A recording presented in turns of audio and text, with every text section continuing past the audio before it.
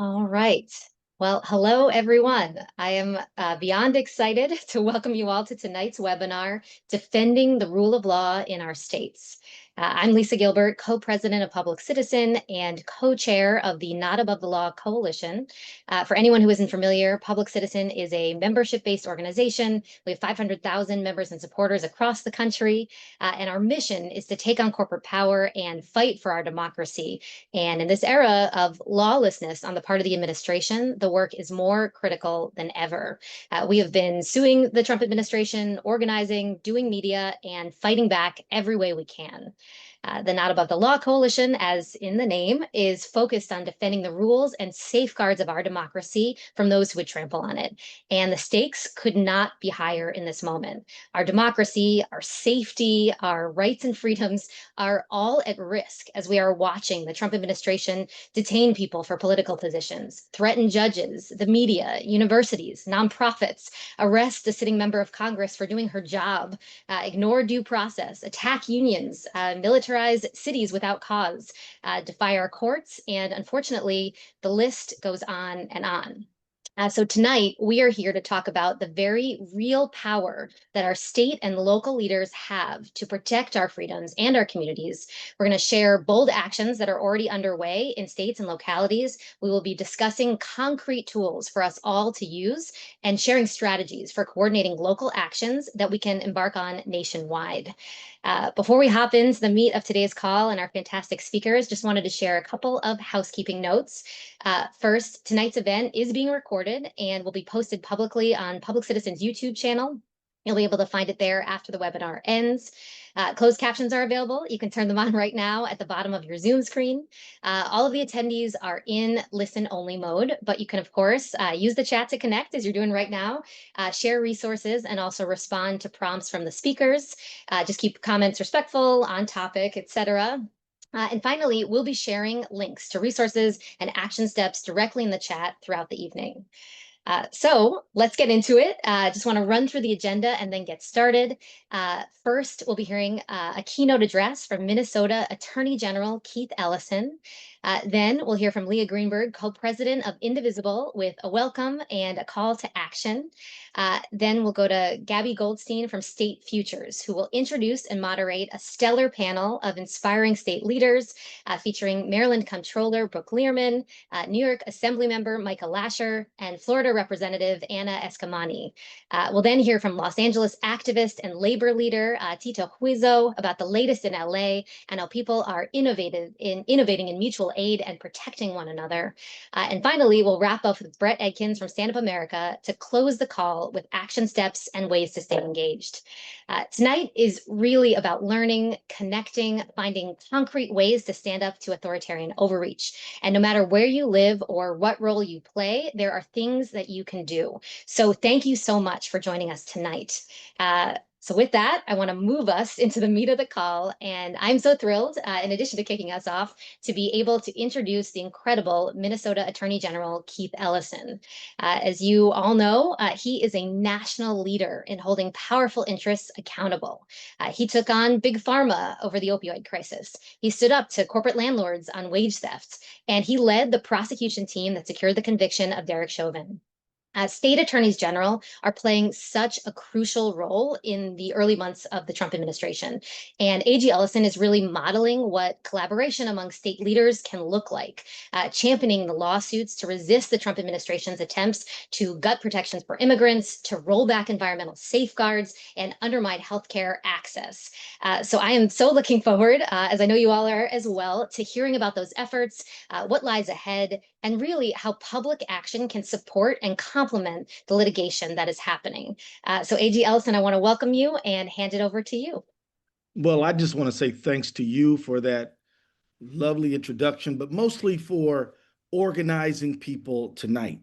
A special shout out and a big thanks to all of the groups that have organized us today, to Move On, to Not Above the Law Coalition, to Public Citizen, State Futures, Indivisible, Government Act for organizing this important conversation. But most of all, thank you for all of you who have dialed in tonight.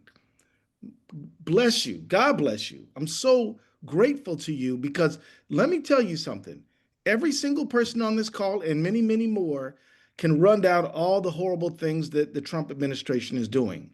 That's not the hard part. We know that. We see that. But don't you know also that people are fighting back? That we have a real live movement galvanized around American democracy that is prioritizing racial solidarity, class solidarity, coming together with immigrants and people who were born here, straight, gay, LGBTQ, and trans, everybody. We are coming together. This is liberty and justice for all, friends. So if you could think of 5 things that the Trump administration, the Trump regime is doing that are bad, think of 6 that are good that we're doing, because that is how we win this. Let me tell you that on No King's Day, Minnesota suffered a tragedy that I'll never be able to forget. My dear friend Melissa Hortman was taken from us by a murderer. Because she stood up for the stranger, he attacked her. Because she stood up for women's rights to control their own bodies, he attacked her and killed her and her husband. Because she fed the hungry, universal school meals done under her leadership, she was attacked. And this tragedy, however, should remind us that great people are in the ranks of this movement, and great people are going to see this movement through. And I'm telling you now, on that day, despite the tragedy Minnesota faced, 30,000 people assembled on No King's Day to say no to the Trump regime. And I'm telling you, that courage, that fortitude, that kind of thing was inspiring to me. And I just want to let you know that many, many more people showed up all over this country. And then make good trouble. I went down to Rochester, Minnesota. Thousands turned out there. Right now, people are protesting in Washington, D.C. and New York. Great things are happening. Governor Gavin Newsom, big shout out to him. This guy is responding to the moment. He is meeting the moment. Yes, today, the Texas legislature bowed to the dictator, but California has something for him to nullify their theft of this election. So I'm just saying, the number of acts of courage are overwhelming. And one thing I hope you take away from this call tonight, one thing you must take away is that you are not alone. There are many millions of Americans who agree with you. Sure, some of us who've occupied the progressive community are with you. We always been with you, but our ranks are growing every day. We're seeing people who voted for Trump say, wait a minute, I didn't sign up for this. And I want to ask you all, before I get into some more specific remarks, to do not shame and blame and send people away and remind them about how wrong they were. That's back then. Now we need to build this movement. We need a big, giant, mighty movement that is broad coalition to restore American democracy better than ever. That's what we've got to do. So again, thank you to everybody who pulled us together. We've got a lot of work to do, and I'm going to get into it. Clearly, we know we are witnessing an overt assault on law and order. Assault by law and order and assault on law and order. Clearly, we see attacks on media and education. Clearly, we see a political climate that celebrates referring to fellow human beings as animals. Clearly, we see a president single out judges, law firms for political retribution. And we see agents of federal government arresting and assaulting elected officials, some of whom of these agents are wearing masks and dragging people into unmarked vans. This is something we see all in front of us. It's there, and we're facing it. I want you to know that as you are organizing in your sphere, Minnesota AGs from me and my colleagues from around the country, attorneys general, are standing with you. I will tell you that I don't believe lawyers have all the answers, but we got some of them, and we're going to bring those. And we're going to ask the artistic community to bring theirs, and the small business community to bring theirs, and labor to bring theirs. And we're going to build them, and we are building a mighty coalition. I want you to know we as attorney generals are not just filing lawsuits. We are meeting and organizing and talking to the people all over the country. We were just in Massachusetts just the other day, hosted by Andrea Campbell. Before that, we were down in New Orleans talking to the Netroots Nation.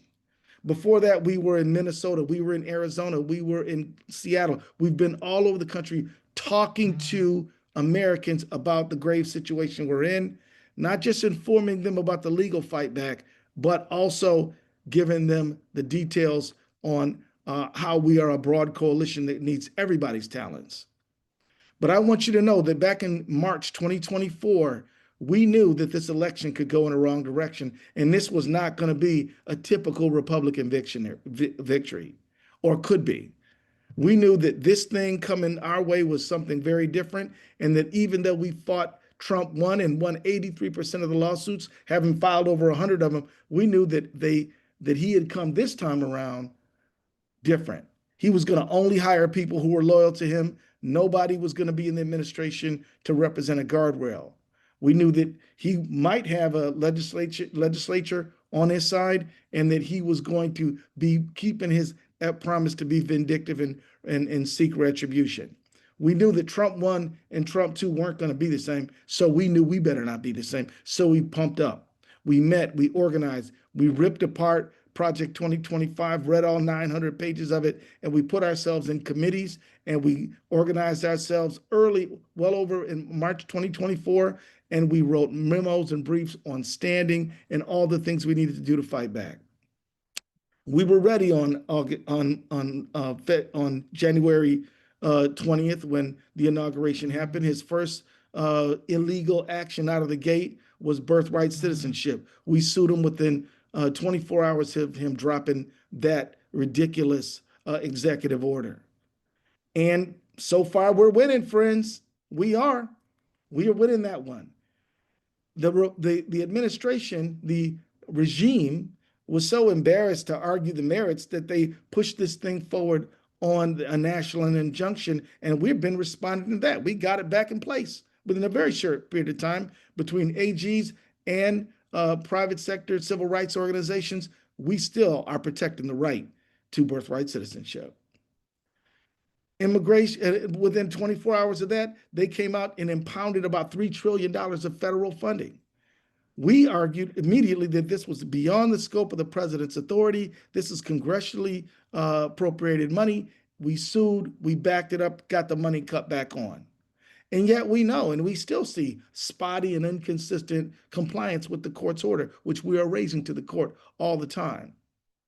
But then we've seen immigration conditions on federal funding. Alongside several states, Minnesota and others sued the Trump administration for attempting to illegally coerce states into sweeping immigration enforcement by threatening to withhold billions in funding for emergency services and infrastructure. The orders were blocked by federal judges, and the case is going through the courts. We're going to keep that fight up. You can count on it. Also, on the issue of LGBTQ+, we have fought to defend the rights of our transgender community. First, they came after gender affirming care. That's an attack on hospitals and clinics. We filed that lawsuit, and Minnesota, together with Washington, Colorado, and Oregon, and now nearly every Democratic AG, is suing to halt the executive order that would end federal funding to medical institutions providing gender affirming care. A federal court blocked the enforcement of that executive order, and the case is going through the courts. And we are fighting to protect transgender athletes. In fact, we were in court doing it today. You know, the Minnesota sued Donald Trump. Donald Trump and Pam Bondi were threatening to sue me. I sued them first because of this issue of them trying to exclude transgender athletes. And what we're talking about is kids, folks. We're talking about kids, minors, who all they want to do is be on the team and build relationships with their friends. But this guy has said, no, they must be excluded. They must be scapegoated. We said, absolutely, hell no. We're standing up for everybody. We're not letting anybody get thrown under the bus. That's where it's at. Trump's executive orders are unconstitutional and illegal, and we're in court fighting right now to make sure that every child has the right to learn something about teamwork, to learn something about belonging, to learn something about persistence and overcoming, things that sports can teach any kid. And many of you who played sports on this call tonight, remember the great relationships you built way back in high school, way back before that. And many of these relationships exist to this day. Shouldn't transgender kids have the same opportunity? I think absolutely yes. We are fighting for them. On the issue of voting, Minnesota joined a coalition of 19 attorneys general suing to block the Trump administration's unconstitutional attempt to impose sweeping voter restrictions across the country, including a threat to withhold millions of dollars from Minnesota's election budget.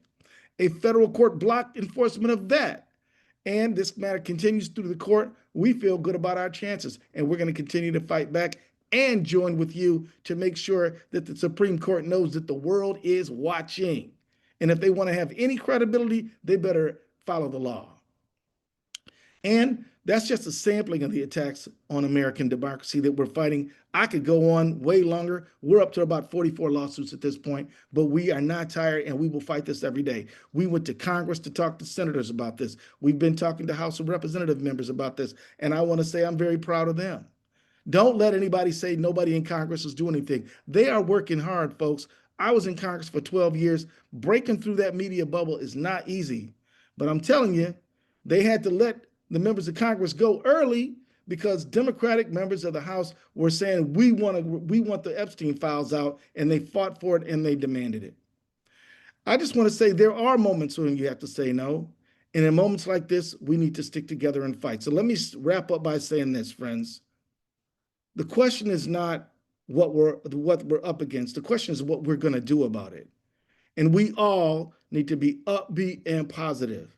And remember, that courage is contagious, but so is being a downer.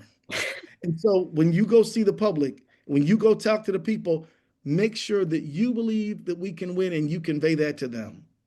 Stand up for DEI at work, run for office, fund the movement, communicate on podcasts, social media, newsletters, join a protest, know your rights, start a conversation in your faith community, get creative, write a song, produce art, write a screenplay. We need everybody to get busy because we got a country to protect. Thank you all. Thank you, Attorney General Ellison.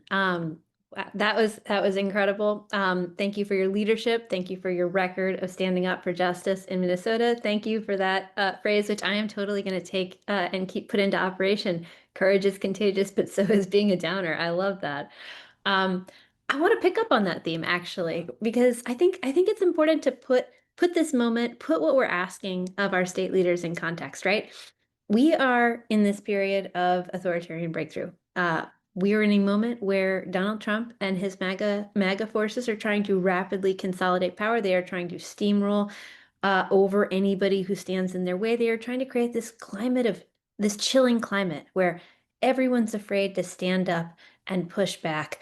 And in a lot of corners of society, they've been pretty successful. There are a lot of people out there, whether they are in corporate, whether they're in higher levels of corporations, whether they're in Silicon Valley, whether they're at universities, or whether they're in state governments, who are thinking, I better go along to get along. I don't want to be targeted by this administration. I better just give them what they want. I better keep my head down, or I better comply. What organizing like our organizing does, what pushing back does, is create that virtuous cycle of courage that shows other people that they got to throw into and that they can throw into. And state and local leaders are incredibly crucial parts of that, because they are those frontline defenders of democracy, because real protection for our communities, it's going to come from the ground up. When governors and attorney generals and state legislators refuse to cooperate with Trump's deportation machine, when they block his attacks on protest, when they create these legal shields against his power grabs, that is not just protecting people in their own states, it is creating a national standard for defiance. It is demonstrating the courage that makes it harder for Trump's agenda to take hold anywhere. That is why we have got to catalyze the state and local pushback all over the country. We got to make sure that our leaders are stepping up to defend the rule of law, to block authoritarian overreach, and to show that defiance is possible and necessary. Now, at Indivisible, we have been driving state and local defiance with a particular focus on blue states, even before Trump was sworn in. And we think there's a role for everyone here, right? Blue states, especially ones with Democratic trifectas, you've got this unique power and unique responsibility to go on offense. You can push your elected officials on all levels of state and local government to take bold and proactive steps to oppose Trump's mass deportations, to create legal shields against his unlawful agenda, to model what life can be like when we've got representative democracy and when we take care of each other. In purple and red states, anti-MAGA elected officials, they still hold important levers of power. And if you are in one of those states, you can and should push them to use whatever power they hold, like conducting and enforcing oversight where Trump and his goons are breaking the law, like blocking any MAGA attempts to further consolidate power. Maybe you've got a Democratic mayor in a red state. Maybe you have a movable Republican representative in your state house. No matter where you are, there is a role to play. You got to find your lever and pull. Now, there are already a lot of examples of people and public officials who are standing up to defend the rule of law and protect people. We're going to be hearing more tonight. I'll just share a few examples of what Indivisible is doing and what Indivisibles are doing across the country. First, and this is a huge one, and I know a lot of people on this call are doing this, pushing back against Trump's anti-immigration agenda. One big way to do this, one thing we're seeing across the country, you're mobilizing your state, your governor, you're calling your state legislative reps, you're calling your city council to block Trump's immigration crackdown, demanding state and local law enforcement refuse to cooperate with ICE, pushing for legislation or executive action to expose and defy Trump's secret policing tactics. The list goes on. And then the second piece, the place where I know a bunch of folks have been really involved recently, is this battleground of redistricting. With Republicans weaponizing redistricting for partisan advantage, we really want to see blue state leaders respond preemptively, right? Looking at mid-decade remapping strategies to counteract this weaponization of gerrymandering. So if you're in a Democratic trifecta like California or New York, where there's an opportunity to eke out some additional potential seats, push leaders to use that control to advance those mid-decade maps, to lock in fair map protections. If you're in a state with a Democratic governor or a split legislature, you got to play defense a little bit more. Maybe it's about using the veto pen. Maybe it's about using the bully pulpit to block those Republican gerrymanders. If you're in Texas or another GOP-controlled state, we're fighting like hell to expose this power grab, to make clear what exactly is happening here, which is that these folks think that they are going to lose. Donald Trump thinks he is going to lose in the midterms, and so he is trying to rig the rules. But don't let the action stop there. Get involved with a not above the law coalition partner. Bring these actions back to your community. Turn them into real, relentless pressure. Defeating Trump's authoritarian agenda is going to take bold organizing in every state.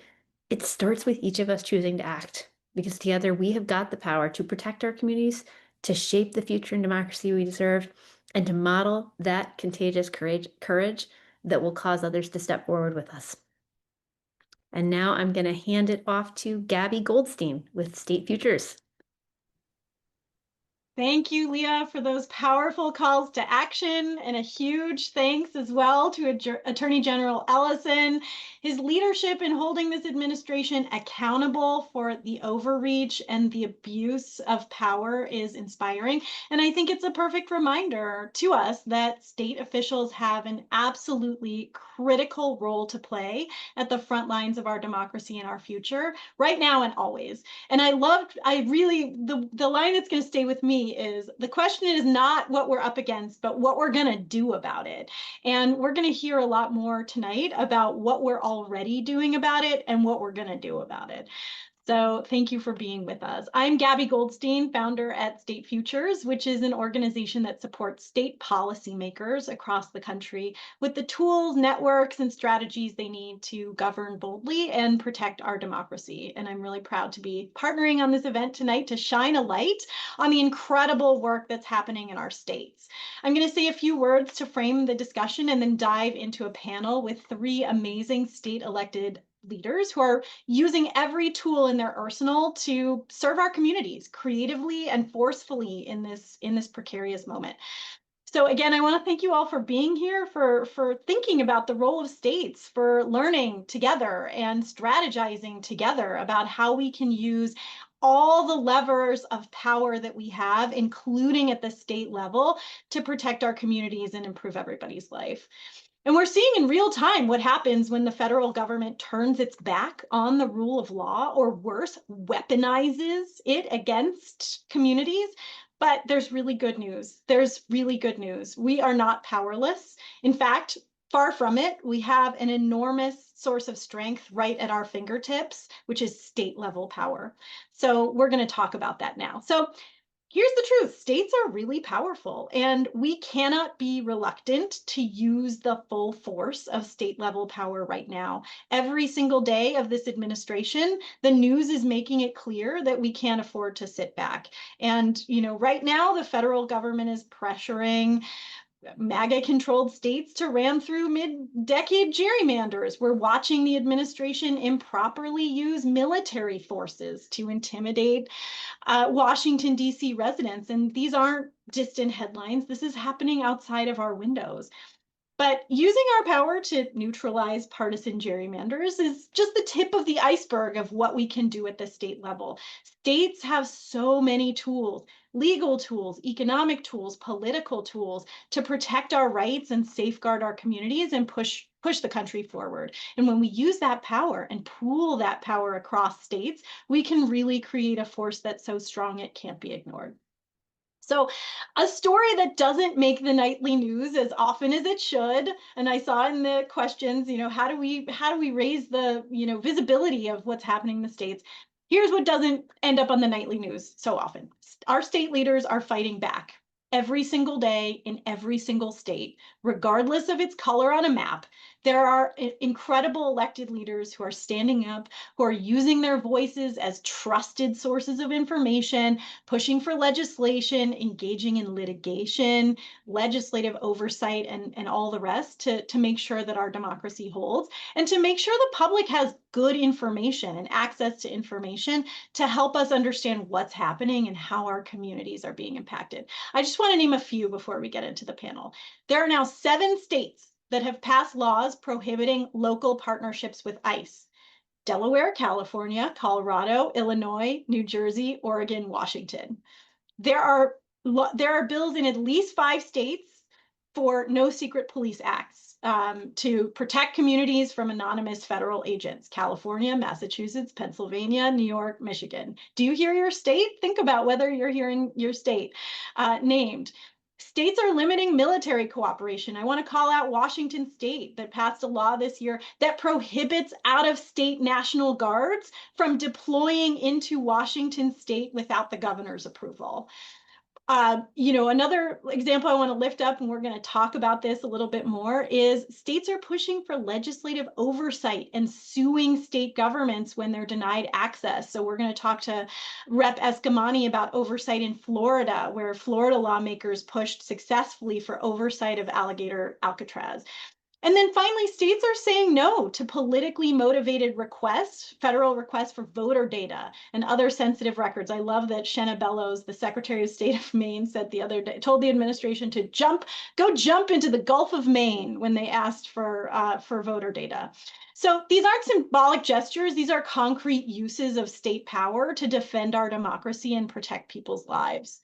So listen, I think that for too long, we've been shy about using state authority with the same force and coordination that the right has shown for decades. That's over.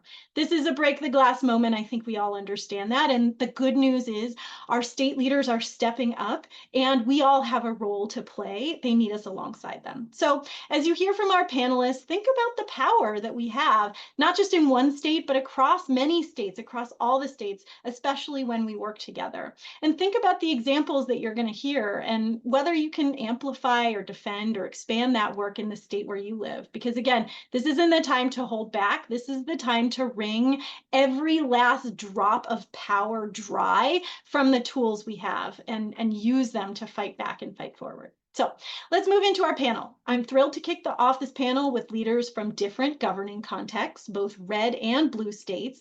And again, in every one of them, there's important, creative, urgent work underway to defend democracy and the rule of law. These leaders have a wide range of tools at their disposal: legislation, oversight, litigation, communications to shine sunlight on what's happening and why it matters. And there's an absolute abundance of ideas and bills and actions, initiatives moving at the state level. I'm not going to do formal introductions. I'll let our panelists say a few words about themselves as we get started. Let's go over to Maryland and start with Maryland Comptroller Brooke Lierman. Comptroller, Maryland has been feeling the impact of harmful federal actions. You're right next to DC, huge amount of federal layoffs hitting the workforce, budget shortfalls, all the rest.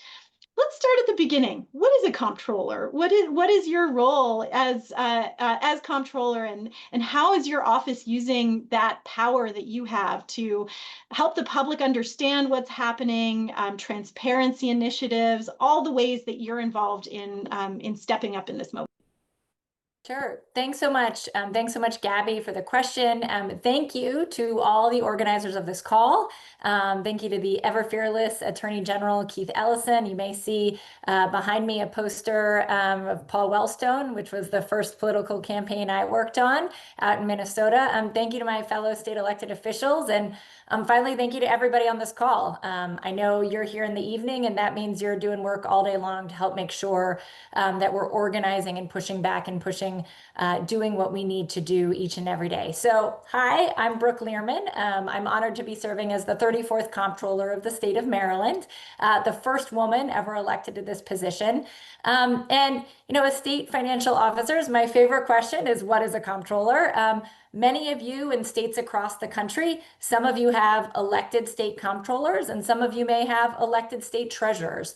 But almost every state has at least one elected state financial officer. And as state financial officers, we control really significant resources and have constitutional authority that doesn't depend on federal approval, right? So when Washington fails to act or overreaches its bounds, it's up to states. Like, we have legislators on, states need to step up. So we right now, I think it's really important to say, are acting as a single source of truth for many of our constituents on what is happening at the federal government. And certainly what's happening in Maryland is very challenging. We all see, what happened with DOGE and what's happening to our federal agencies and the dismantling of our federal government. And it is an existential crisis in Maryland. It's also deeply personal. My agency, for instance, just published a report on the federal impact on Maryland's economy, and saw that we have over 230,000 Marylanders working for the federal government. We see an impact of $150 billion a year of the federal government on Maryland through wages, contractors, direct payments, grants, and more. And this kind of data, I think, is really important to demonstrate to Marylanders and to other folks in other states, just how important the federal government is to continuing and working our economies, right? Maybe you don't have a neighbor who works for the federal government, but I promise that there's some part of your local economy that is somehow dependent on what the federal government is doing. And so making sure that we can be that single source of truth for people in a really unsteady time is, I think, incredibly important. So I'll stop there. I know you have a lot of questions, but just making sure that we're lifting our voices as financial officers with facts, but meeting people where they are to explain what's happening can be so important, and also so empowering to our residents so they truly understand what's going on. I mean, our state financial officers understand every dollar in and every dollar out. Yep. Every dollar in and every dollar out. And so to understand the impact on the economy at a state level, these are the folks who are paying such close attention and working in partnership with other state officials and across the country with financial officers to make sure that folks understand what's happening and to protect as many folks as possible. And I love the Justice Brandeis, well, I'm paraphrasing, but sunlight is the best disinfectant, right? Yep, and so exactly. There's such a power and openness of data and information. And I'd love to understand how your transparency initiatives are working so that folks in Maryland can understand what's happening and how they access that data and use it. Sure, great question. So, I definitely believe that, state financial officers, we have an important role to play in making sure that we're shoring up our institutions and building more transparent governments so that we can restore trust in our institutions and restore trust in government so that people look to us and can rely on us and our data, and that we're working with folks and meeting them where they are, whether it's somebody who should have gotten their earned income tax credit to help their family, or whether it's somebody who didn't get their unclaimed property and they just need that check, they want to see, or a small business person, right, who's struggling with state processes. When we are not doing what we need to do, people start to lose trust in government. They think it can't work for them.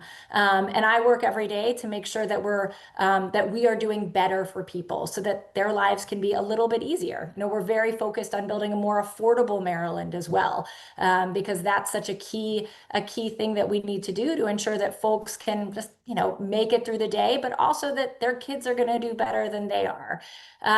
So just talk a little bit about some of the things that we're focused on. One, legislation. State financial officers can work with state legislators to pass protective laws to close loopholes. One of the things that I did as comptroller is we published a report on the importance of immigrants to Maryland's economy, right? Not just pushing back against the unfair narratives around immigrants in America, but offering an entirely different vision, a positive vision about what immigrants bring to our economy and how essential and important they are, a fact-driven and values-led initiative. And so folks across the state have been citing and using that, and used it in several pieces of legislation that we advocated for this year to protect immigrants in different spaces within state government. Second, oversight, right? State financial officers can use audit powers and make sure that we're building more transparency into our processes to hold government accountable and to make sure people know where our money is going. We also play a key role in litigation, right? I've actually started as a civil rights lawyer. That's what I am by training, civil rights and disability rights lawyer. And so I come with a litigator mindset. And so we work with our attorney general closely to do declarations to ensure that our state can have standing in important cases, to show how these problems or the things that are happening impact Maryland, so that we can have standing. Your state financial officers can be and are doing that as well. Communications, we use our platforms to educate the public about threats and solutions and ideas and what's going on. Also, I want to mention procurement power. Procurement is a scary technical word. I like to joke that what it means is shopping, right? And it can be big dollars, but it also really needs to be smart dollars. And so, for instance, I help oversee procurement in the state of Maryland on something called the Board of Public Works. As a litigator, I was appalled to see Paul Weiss and some of the other firms capitulate to the Trump administration. And I said, you know what? Those firms better never try to get a contract in Maryland, because when I hire a law firm, I want somebody who's going to stand up and fight for me. So I called our attorney general. I said, don't ever bring a contract for this firm to me, because I'm not going to sign off on it. Like, we can demand better and make sure that our dollars are working with and supporting businesses that are working for us. And then finally, my final thing I'll mention is pensions. Not only do we have an over $60 billion state budget, we have a $74+ billion pension plan in Maryland. All of you have pension plans that your state financial officers sit on the boards of as well. We've got to make sure that we are standing up for our retirees and their dollars. I've been working in coalition with fellow state financial officers to push back against Tesla. Almost all of us own some Tesla shares, and what Elon Musk and the board of directors are doing is absolutely unconscionable and is driving down the value of our shares.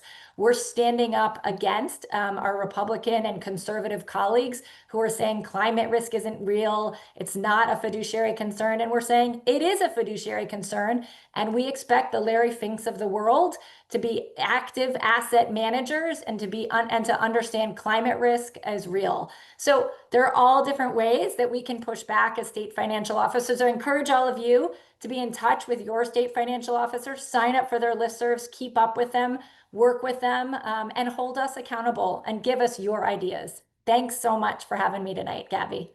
Thank you so much, Comptroller. I always learn from you, and the procurement piece is fascinating. So important.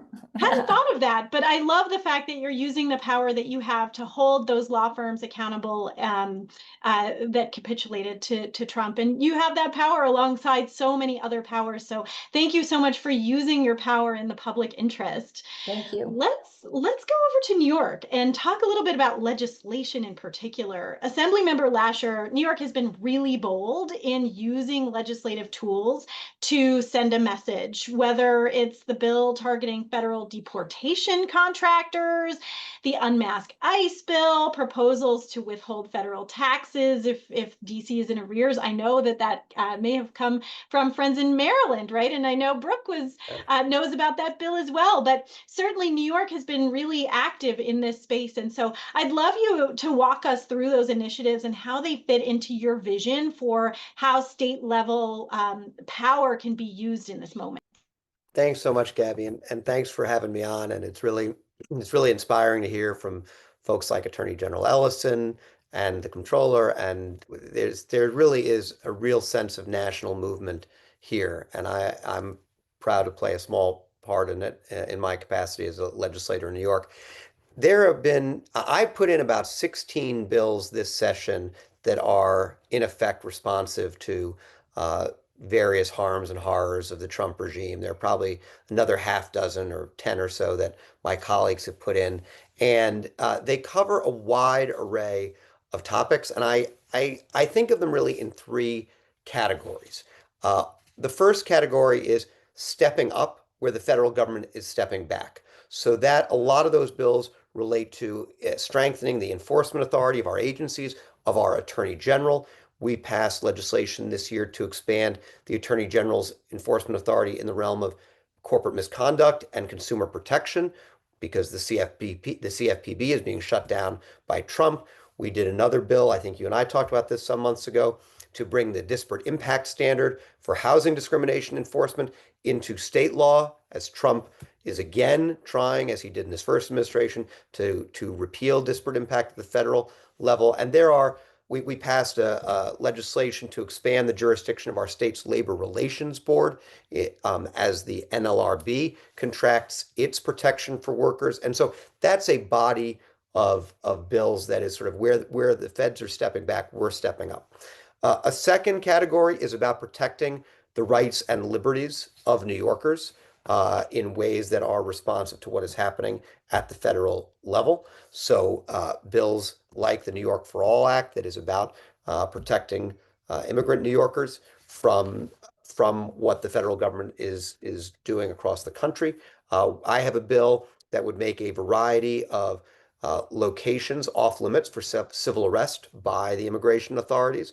I'm working on a bill now that is similar bills have been introduced in other states called a reverse 1983 bill that would enable New Yorkers to file claims in state court for the abrogation of their federal rights by federal employees.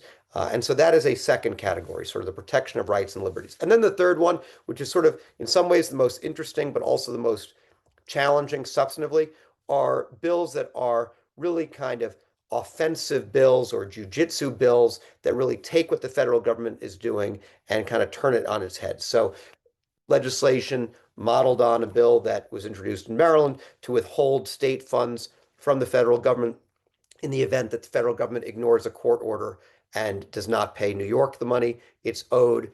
A bill to authorize us to place liens on federal properties in the same circumstance. A bill that would expand pension benefits for federal workers who've been laid off and come work for us. More and more. But those are kind of the three categories, and we're kind of pushing on all fronts. And I love the cross-state learning, learning from Maryland, sharing bills, leveraging our power across states and working together. You know, I think the AGs and AG Ellison spoke so clearly about how powerful it is when leaders across states work together to get things done. And so I love to hear that. It's such a great example of that. And I'm curious what you've learned about building momentum for these kinds of measures. What are you hearing on the ground? Are you in conversation with constituents and others to help build momentum for these fight back and fight forward efforts?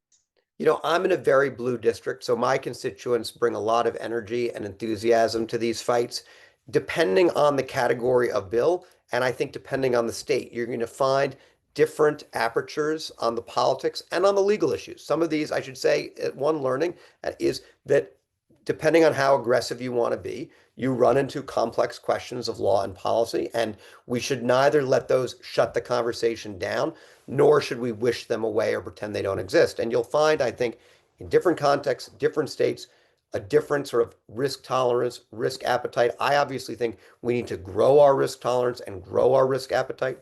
I will say in these sort of in year one of Trump 2, we've certainly found the greatest appetite in our state government around that stepping up category, expanding the authority of state officials, expanding the enforcement ability, and I think we need to grow our appetite for the bills that are kind of in that more fight back category, because I think that's certainly the bleeding edge of this work.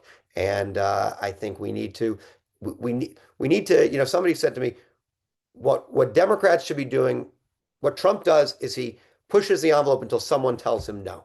Well, I think we have to do the same thing. And and let's take some risks, let's push the envelope, and some of it will stick, and it will make a meaningful difference in protecting our people from what this band of fascists is doing in Washington. That's so inspiring. I love that. We need to grow our risk tolerance and risk appetite. I couldn't agree more. Thank you so much for everything you're doing in New York. Let us go to Florida and talk about the tools that are available to our state leaders in states where the majority does not share our values. And here, I think I'd love to have a conversation about oversight. Rep. Eskamani, you've been leading the charge on oversight to inspect detention facilities and demand transparency. And I think this is such an important part of the story because oversight is a tool that every state legislator can use, regardless of whether you're in a blue state or a red state. So tell us, what is legislative oversight? What have you learned in the process in Florida? And what advice do you have for how we can leverage oversight in any state, red or blue, to get transparency and accountability over what's happening at the federal level?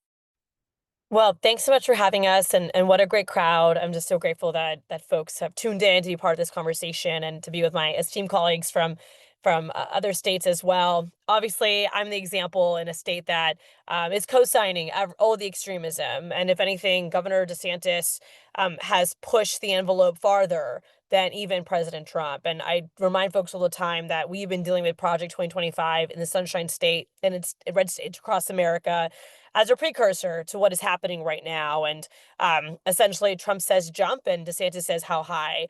And so as a member of the super minority caucus, Florida has 120 state lawmakers. There are only 33 Democrats, to give you perspective. And of course, we're also understaffed. I mean, it's technically a part-time legislature here. And so my salary is only $28,000 annually, and I serve a district of 188,000 people. And so I do have a day job on top of this, and we're constantly having to carry the daily pressures of serving our constituents, also fighting back aggressively, and of course, maintaining our own everyday needs and challenges. And so with that said, this is not a part-time job of oversight. We have to find the time to do this work. And a part of it is leveraging the tools that we do have available to us. So I always remind folks who are in the minority, you have to know the rules, and you have to know how you can bend them and how you can essentially leverage them for accountability. So of course, the worst example I can give you is the Everglades detention camp, known by the governor as Alligator Alcatraz. Of course, we know it as something very different.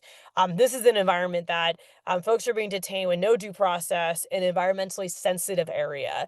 And once we heard that this facility was being announced, the first step I took alongside four other of my colleagues was to go down there and to demand access. And of course, as a state representative, I visit state prisons all the time unannounced. And so without question, I should have the ability to visit this facility. But as you can imagine, we were denied access. And though we were denied access that first go around, we ended up suing the state of Florida and are fighting in court right now for that type of oversight to be practiced by us as members of the legislature.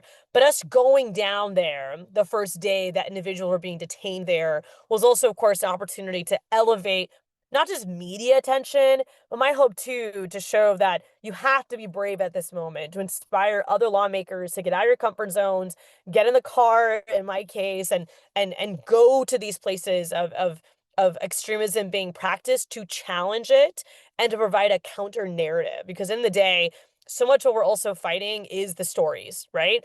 and we have to uplift our values, and we have to uplift the atrocities taking place, and not be afraid to say what it is and call it what it is. Now, with that said, because of our agitation on this level and lifting up the stories, those being detained, the state of Florida eventually also scheduled a sanitized visit of the facility, a scheduled tour that was going to be essentially a dog and pony show. And so now you have to think about, how do I navigate this environment, right? And do I go on this tour? Do I not? I mean, the reality is that you can't sanitize people in cages. There's just no way to do that. And so I not only decided to go on this tour, but I made an effort to ask specific questions like I do on the House floor that help in creating a legal foundation for litigation. And you might know that there are many lawsuits filed challenging this camp, one of which is under environmental standards. And one of the issues of debate, who has oversight over this facility. So I made it my goal to gather that information while I was there, to ask pointed questions of the director, and essentially craft that into an affidavit to the current lawsuit. And I actually am now a witness on this lawsuit. I testified in federal court to shut down the Everglades detention camp. And we're very hopeful that tomorrow we will get a preliminary injunction on this facility to close it. And of course, that'll be a win for us, but it's not the end of this battle. We have to now go to the next camp, and so forth. But I use that as an example that even in states like ours, fighting back is important, and there are tools that we can leverage, maybe not always in the traditional way, but there are tools that we can leverage to have accountability and to deliver on our values. I want to offer another element to consider on the accountability and oversight front, and that is, again, using what resources you have to shout out the grift. So one of the other goals that I prioritized was tracking contracts, seeing where the money goes, because we all know that there are billions of dollars being made off the detainment of immigrants, and by for-profit prison companies, by surveillance companies, and in our case, by construction companies and emergency response companies who have shifted their focus away from responding to hurricanes to detaining individuals with no due process.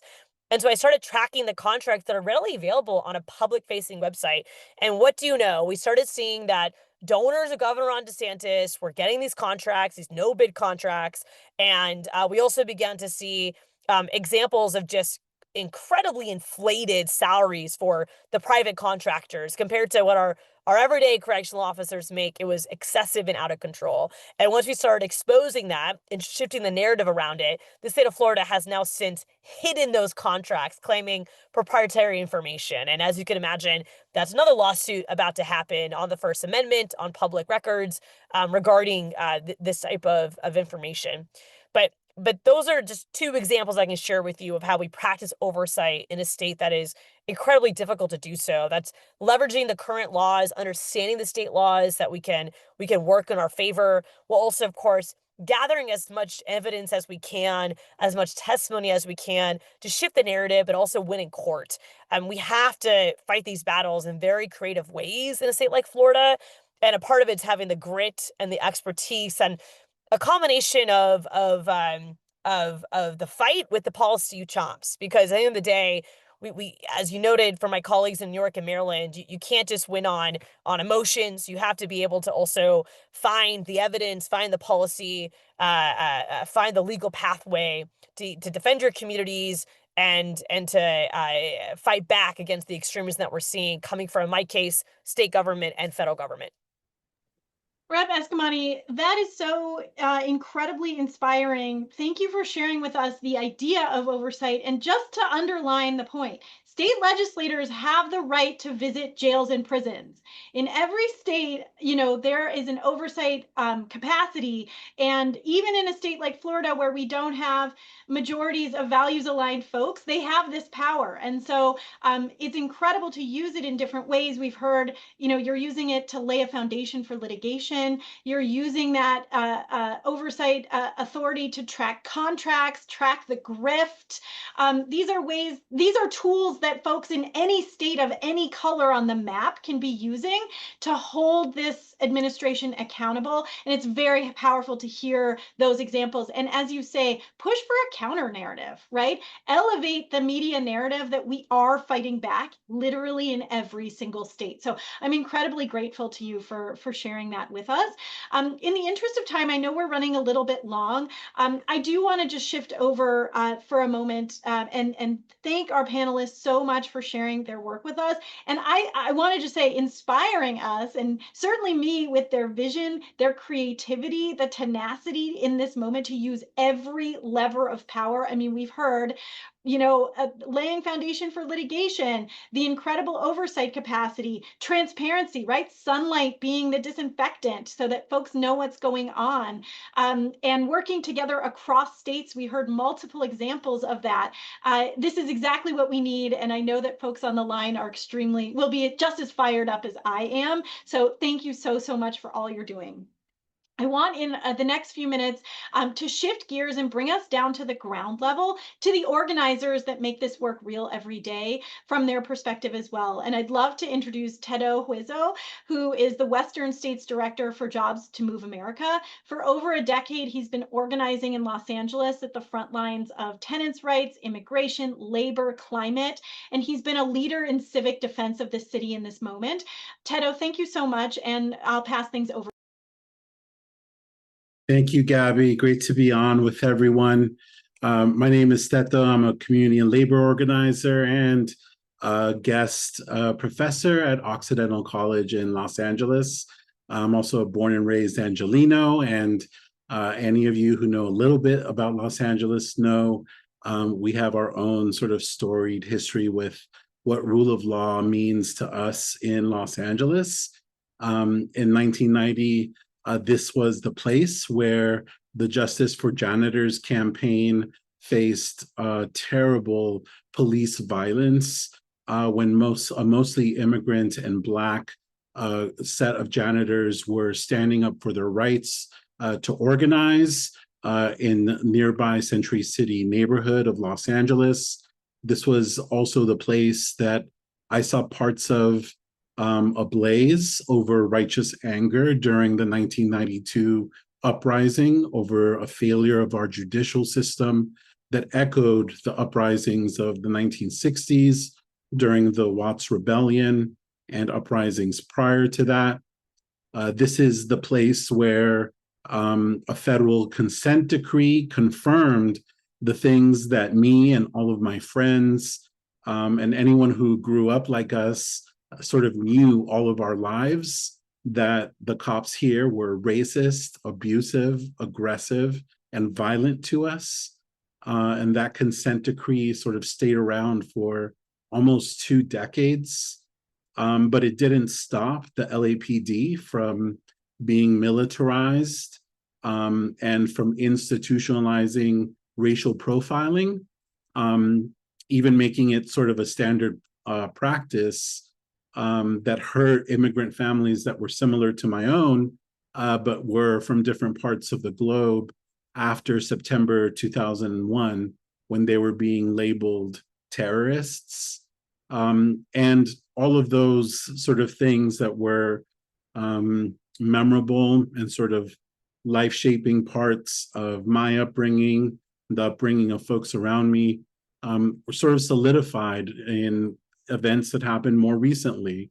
Our own uprisings around following the murder of George Floyd, Breonna Taylor, Fernando Castile, and countless others, and what we're seeing today, the militarized, publicly funded kidnappings that are being carried out in our streets in broad daylight.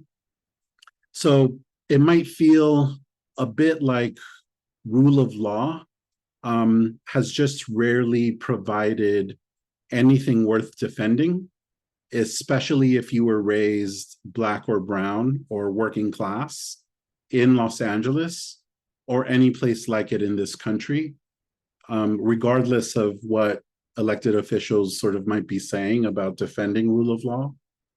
But you don't have to sort of take my word for it. You're seeing it firsthand.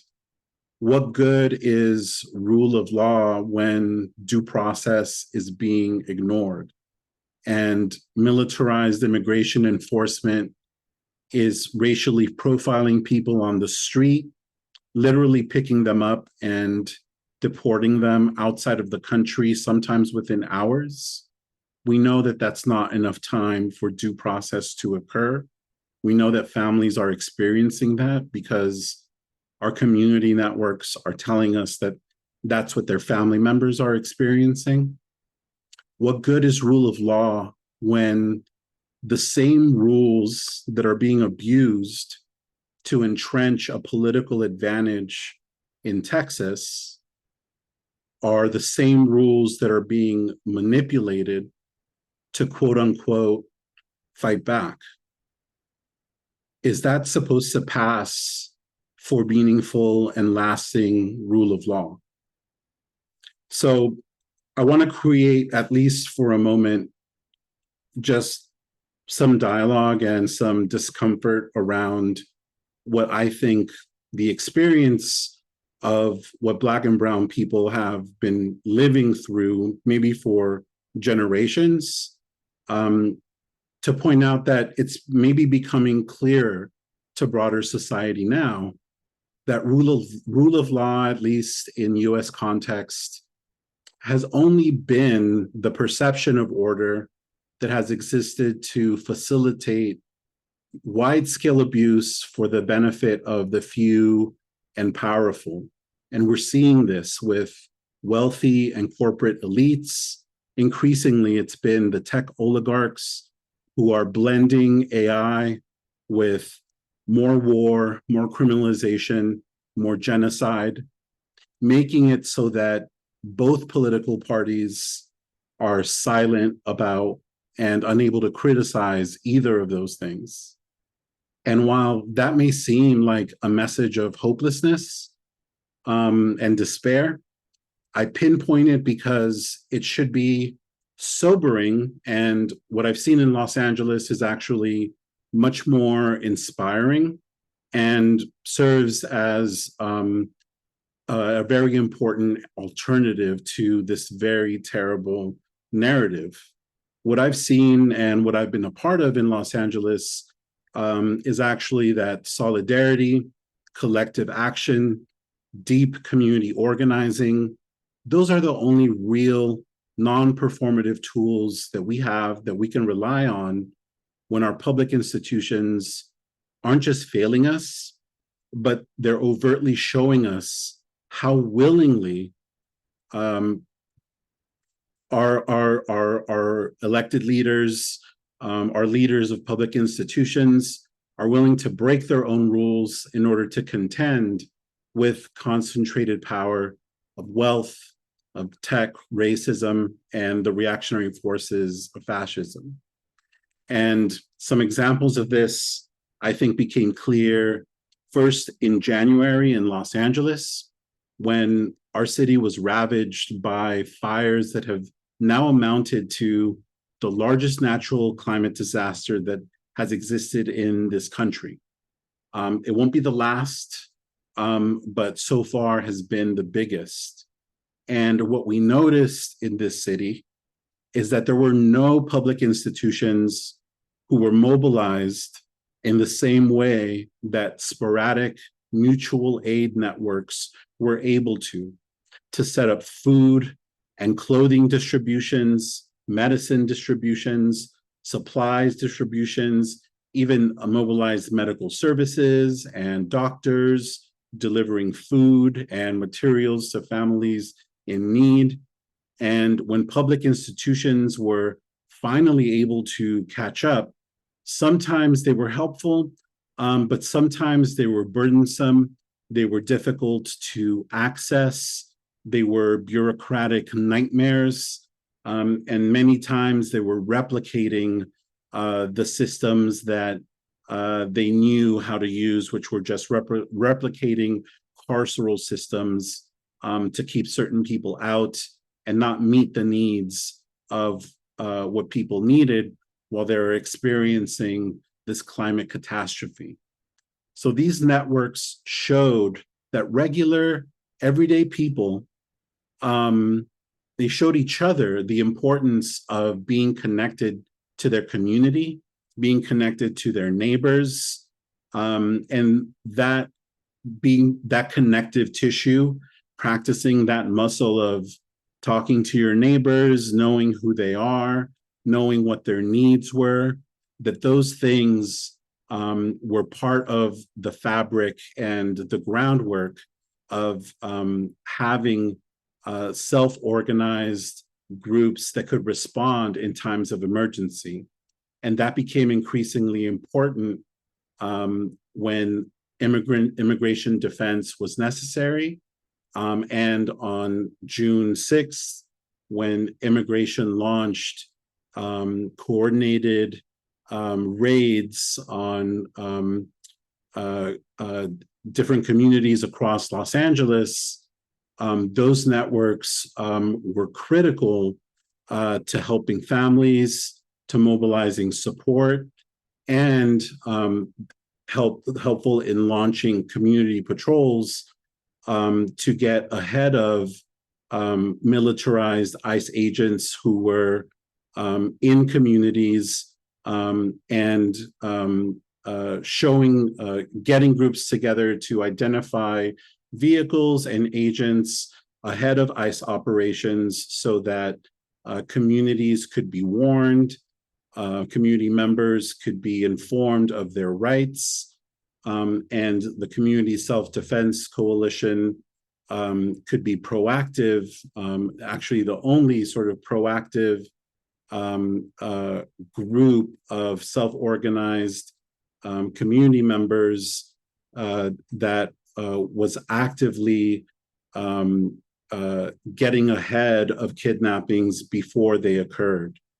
And so I share this because if our systems were actually set up to meet the needs of sort of our community's most vulnerable, they would really rely on like the wisdom that sort of exists in our own communities, in our own neighborhoods, the things that can only sort of emerge when we're organized ourselves in groups together, similar to what the Community Self-Defense Coalition in Los Angeles has been doing with these self-defense groups that are actively growing and fighting against family separations, not just in neighborhoods, but organizing with teachers in schools, organizing with to boycott Home Depots that have been seemingly complicit with federal agencies.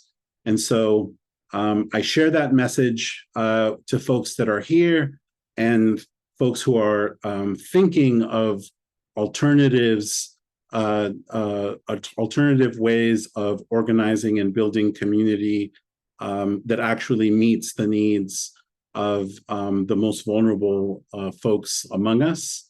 And I encourage you all to follow the work of the Community Self-Defense Coalition on Instagram and Unión del Barrio, who is a lead organization in those different formations, and of the Community Self-Defense Coalition in Los Angeles. Thank you so much. Thank you so much, Tato, and thank you for all of the work that you do. Hi, everyone. I'm Brett Edkins, Managing Director for Policy and Political Affairs at Stand Up America and a co-chair of the Not Above the Law Coalition. Stand Up America, if you haven't heard of us, we are a progressive advocacy organization of over 2 million members fighting back against corruption and voter suppression and working to build a more representative democracy. I'm here to close this out, but before we go, I want to give you all a few concrete, simple ways to get involved and make an impact right now. And you will get an email with these links afterwards if you can't capture them in the chat. First, one concrete thing you can do. As you know, some Republican governors are sending their state's National Guard troops to DC to help Trump in his federal takeover of DC. Stand Up America is encouraging our members to, in some key states, to contact their governors to oppose that. And that tool is available to all of you. It just takes a few clicks. We'll drop that link in the chat now. I'm going to do it as well. I'm sure someone else will. Akene just did. Thank you. As Leah mentioned, Indivisible is organizing people to push back against Trump's anti-immigration agenda, urging states to oppose mass deportations and the Trump administration's use of secret police, and responding to Trump's efforts to aggressively gerrymander Republican states. I saw a number of questions in the chat about this. The links for those efforts are in the chat now, Stop Secret Police tool and a redistricting tool. Many of the organizations on this call, a lot of the speakers from Stand Up America, from Public Citizen, Move On, Indivisible, and our coalition partners are driving grassroots actions every week in the most strategic way that they know possible, and all across the country to defend the rule of law and our democracy. So I encourage you to sign up to join those organizations to learn more. They will send you actions when it's the most strategic.